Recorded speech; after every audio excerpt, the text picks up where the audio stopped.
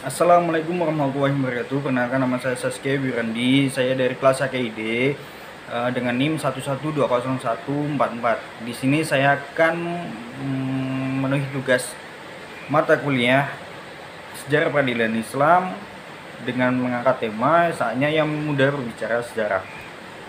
Dan di sini saya akan menjelaskan beberapa poin-poin penting pada masa peradilan masa Rasulullah SAW, pada masa peradilan Khulafaur Rasyidin, pada masa Bani Umayyah, pada masa peradilan Bani Abbasiyah, maupun pada masa Turki Utsmani. Dan yang pertama yaitu sejarah peradilan pada masa Rasulullah. Penetapan hukum pada masa Rasulullah itu selama 22 tahun, 2 bulan, 22 hari. Dengan perincian ada 2 fase, yaitu fase Makkiyah maupun fase Madinah. Dan yang pertama yaitu pada masa fase Makkiyah, yaitu selama 13 tahun dari masa kerasulan sampai Rasulullah hijrah. Kondisi umat Islam pada masa ini, pada masa fase Makkiyah ini masih lemah, baik dari segi kuantitas maupun kekuatan. Berbagai tekanan dan penindasan terjadi sehingga belum memungkinkan untuk melaksanakan berbagai ketentuan agama, terutama masalah peradilan. Dan yang kedua yaitu fase Madaniyah. Fase Madaniyah ini dari hijrahnya Rasulullah sampai wafatnya Rasulullah. Berbeda dengan fase di Mekah atau fase Makkiyah, kondisi Madinah relatif stabil dan jumlah umat Islam semakin banyak.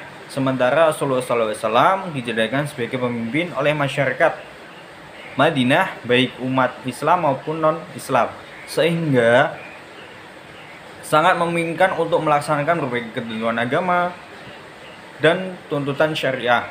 Ketika terjadi permasalahan di masyarakat, permasalahan tersebut dihadapkan kepada Rasulullah SAW dan beliau menyelesaikan permasalahan berdasarkan apa yang telah diwahyukan Allah Subhanahu wa taala kepadanya.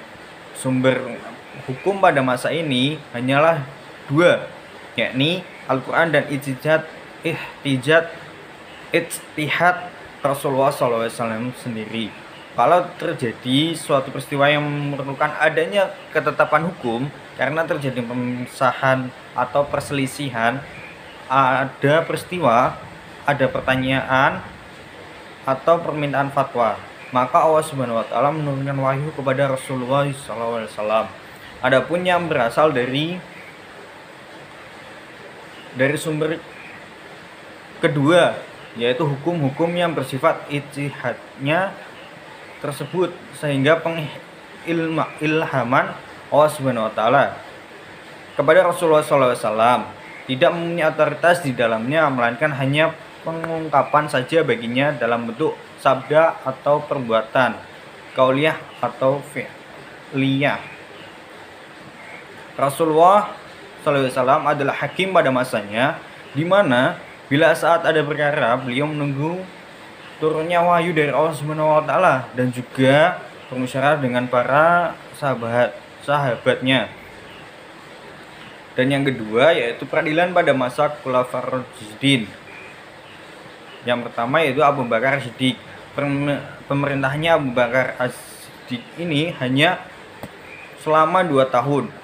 Dalam kondisi peradilan pada masa itu masih sama dengan keadaan peradilan, relatif sama dengan peradilan masa Rasulullah SAW, karena beliau disibukkan dengan peperangan dan pada saat itu kekuasaan Islam belum meluas. Jabatan hakim pun dipegang oleh khalifah. Riwayat lain dikatakan jabatan hakim diserahkan kepada Umar bin Khattab, dan pada masa beliau sedikit perkara yang muncul. Yang kedua yaitu Umar bin Khattab.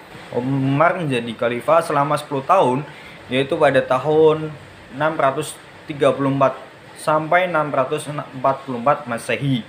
Pada masa beliau kekuasaan ini, beliau berhasil memperluas kekuasaan Islam. Tugas pemerintahan beragam. Khalifah membatasi wewenang hukum hakim, khusus penyelesaian sengketa harta benda yang perdata. Sementara perkara pidana terkait hukum qisas ditangani khalifah dan penguasa daerah. Pengangkatan Qadhi awalnya oleh khalifah, namun pada akhirnya menunjuk gubernur untuk mengangkat Qadhi yang belum ditunjuk khalifah. Hakim memutuskan perkara dengan merujuk Al-Quran dan Sunnah. Jika keduanya tidak ada, mereka bertanya pada fuqaha mujahidin atau dengan ijtihad kolektif untuk permasalahan yang berhubungan dengan prinsip dasar bagi jamaah dan ijtihad individu jika masalah khusus individu. Pada masa ini, pengadilan Hizbah secara formal sudah ada dan mulai didirikannya Risalatul Qadha, prinsip-prinsip atau pedoman beracara bagi hakim, dikirim ke hakim di daerah. Setelah Khalifah Umar bin Khattab wafat dan digantikan dengan Utsman bin Affan, ini peradilan dilaksanakan pada sebuah gedung. Khalifah mengikuti langkah Umar bin Khattab dalam pemikiran Qadhi dan bersandar pada Al-Quran dan Sunnah, serta musyawarah dengan sahabat-sahabat dengan menetapkan suatu hukum. Pada masa Khalifah Utsman ini terjadi perselisihan karena terbunuhnya Utsman dan Khalifah Ali bin Abi Thalib dituduh sebagai pembunuh Utsman. Setelah Utsman wafat, pemerintahnya diganti oleh Khalifah Ali bin Abi Thalib, dan pada Khalifah Ali bin Abi Thalib ini mengikuti langkah khalifah sebelumnya dan tidak terjadi banyak perubahan karena pada masa ini umat Islam terjadi perpecahan antara kubu Ali dan Utsman. Dan yang ketiga yaitu peradilan pada masa Bani Umayyah, berdirinya dinasti Umayyah. Bani Umayyah berdiri sejak runtuhnya Khalifah Ali bin Abi Thalib. Muawiyah berhasil merebut kekuasaannya yang tadinya dipimpin oleh Ali bin Abi Thalib pada tahun 661 Masehi. Kemudian Muawiyah memproklamirkan dirinya sebagai khalifah pemerintahan Islam yang sah. Sistem pemerintahan khalifah pun dirubah, yang semula dengan cara demokrasi diganti dengan sistem turun-temurun dalam Islam dikenal sebagai Daulah Islamiyah, yang berarti kekuasaan Islam yang berdiri kedinastian atau Asobiyah.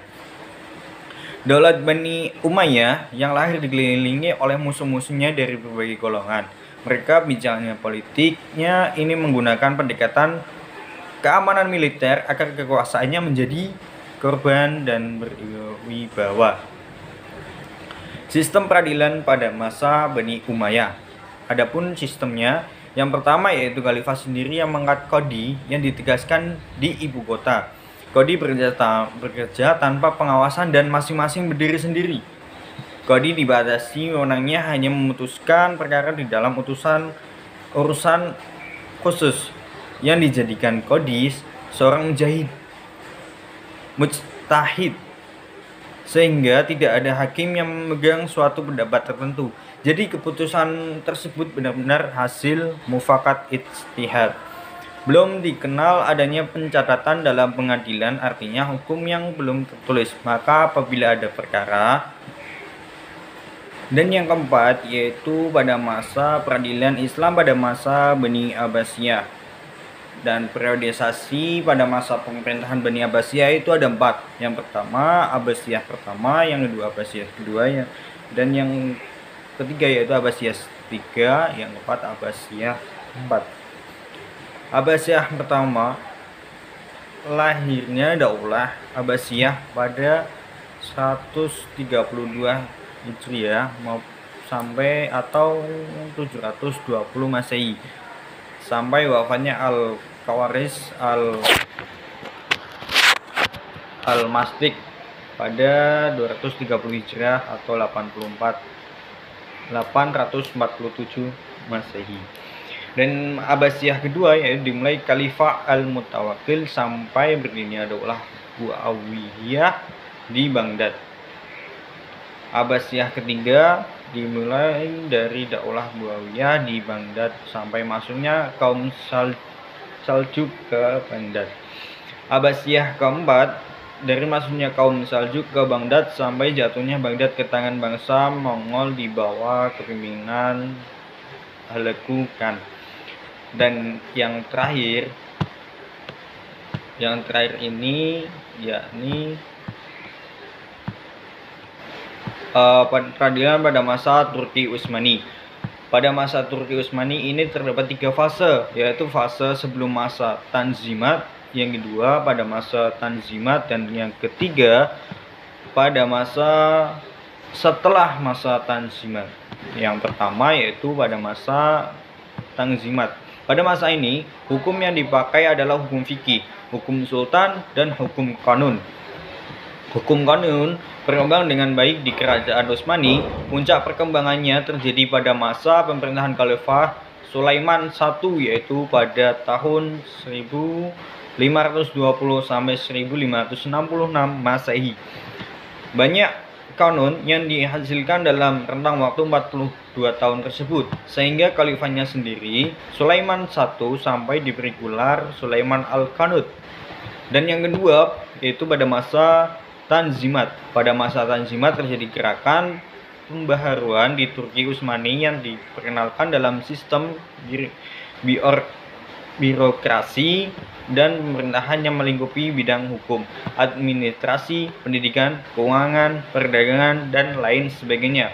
Pelopor pembaruan yakni Sultan Mahmud XI pada abad ke-19. Latar belakang munculnya Tanzimat.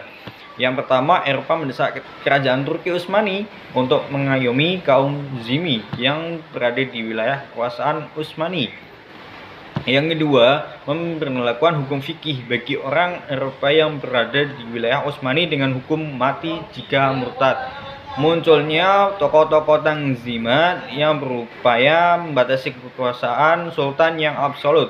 Setelah masa Tanzimat ini, maka ada masa selanjutnya yaitu setelah masa Tanzimat. Masa ini berlangsung pada tahun 1839 sampai 1924 Masehi. Pada masa ini peradilan Islam mengalami perubahan yang cukup berarti. Masa kehidupan sosial menjadi kaos, kanun dan hukum tidak lagi berwibawa di mata sultan dan para pembesar. Kondisi diperparah pula oleh semakin jauhnya realisasi keadilan dan semakin minimnya perhatian terhadap kepentingan rakyat. Akhirnya, pendukung Tanzimat berhasil menerapkan piagam Gulhane pada tahun 1839. Pada tahun 1856 diumumkannya pula piagam baru yang bernama Piagam Humayun. Itulah mungkin itu saja yang bisa saya sampaikan dengan saya sendiri. Nama Saskia Biurandi dengan NIM 1120144. Terima kasih atas waktunya dan terima kasih yang sudah menonton. Cukup sekian dari saya. Wassalamualaikum warahmatullahi wabarakatuh.